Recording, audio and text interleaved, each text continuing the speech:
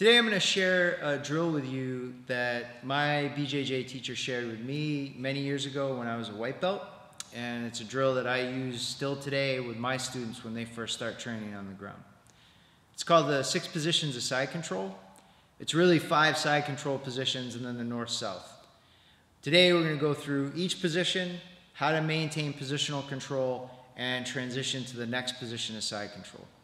Why this drill is so important is when you are trying to keep side control on someone on the ground, they're constantly wrestling and trying to get out. They're framing you, they're pushing, they're shrimping. So being able to transition to another one of these positions is really important. And the smoother you get at it, the better you can maintain that pressure and keep them where you need them so that you can work towards your submissions. Let's get started. We're going to start with position 1. Position 1, my arm is going to be under the neck and under the arm here. My legs are important. Although you can change this, you can have the opposite. It's not right or wrong. But there is a reason why we're going to do this. So my legs right here are going to be knee to the hip for position 1. And why that's important is she wants to shrimp. One of the counters here is for her to try to frame and shrimp away to get her knee in. So if I were here with this leg open and she shrimps, now she can re-pull guard.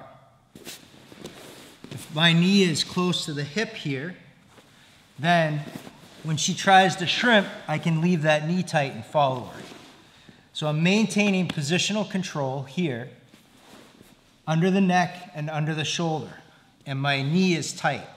My other leg is straight, and the toes, what we call live foot versus dead foot. Dead foot, my foot is flat. Here my toes are active so I can push into her and help smash. When we go from 1 to 2.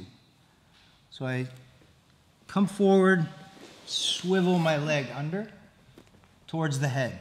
And what's important here, I'm still keeping my arm under her shoulder, and this arm can be under the neck, remember, for positional control. Or I can go over and control the arm here, which is better. But what I have to watch out for is sitting up. So many times when we first learn this, we sit up too straight or even lean back. So then they counter your side control. So here, I want to keep this forward pressure on my opponent. So if she tries to sit up, it's near impossible. And she has to get this arm back on the other side before she can do anything. Okay, this leg is important. The bottom leg is going to be the one aiming towards the head. If I go the other way, like this, now when she tries, she's going to flip her leg straight up in the air and swivel down like a seesaw. And then I get knocked over because we created this hole right here. So I want this foot to post and this one straight out to counter leverage. Go, try to sit up, same way. Doesn't work. This arm, you're controlling this because if I leave it out, for example, she's going to try to frame my hip. And then as she frames my hip, she can get out. So I want to control this arm. For now, later you're going to set up submissions as well from here, but right now just start getting a control where you're pulling this in across your body. From 2 to 3, position 2, I'm going to push up with this leg, swivel back under, bring my knee in close to the head and the other knee close to the hip. Again, back under the head, back under the shoulder, and then tighten it up. All right, now this is the change. When we do 1, 2, and 3, we're always under this arm right here. When we go 4, 5, we're going to cross the body. So on 4, I'm going to take my arm, put it on the other side of her head, and bring my elbow in tight. Once I'm here, this arm grabs the leg closest to me. We'll go over that in a second why. And then I stretch out the leg closest to her hip. So this is the opposite of 1, where my knee was in here. And this is okay. It's okay, but it's not great. I'm still controlling her leg, but if she slips her arm underneath me right here and hugs my body, now she's gonna bridge up and she's gonna roll me right off of it because I created this straight leg right here. So I leave this knee in and that gives me a post. And what's nice is I can leave this vacant because I'm controlling her knee here. So I still drop my hips out, but I'm controlling this leg so now she can't re-pull guard. And this is an important detail. That's why you don't grab this leg. If I grab this leg, she can still do that and get her guard in. So in 4 and 5, you want to keep the leg closest to you in control. Drop your hips out instead of being up high like this. Lower the hips on the other side of the body.